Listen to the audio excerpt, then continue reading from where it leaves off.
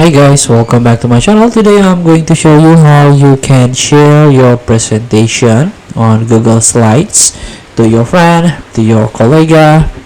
So here, for example, let's try to open your project or one of my project. Here, in order to share this presentation, there is a share button here at the top corner of your screen, the top right corner. So you just simply copy this link and share to anyone that you want, or maybe you can share directly to social media or to your friend. Just copy this link, or if you want to share by email, you can click share. So you can give your untitled document name before it's share. Let's try this,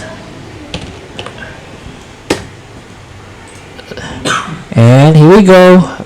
You can add people or groups on the calendar event. For example, add one people or more than one people, and you can click this to notify the people, so your friend will get this notification. So this is how your friend or all the people can trade this PowerPoint or slide. So you can click to only view this slideshow, or they can comment, or they can edit this presentation. Also, you can leave the message. Also, you can copy the link.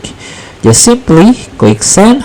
Now the presentation is shared to the people that you want. So feel free to try. Thank you for watching. Don't forget to comment, like, and subscribe, and also click this button below. See you in the next video.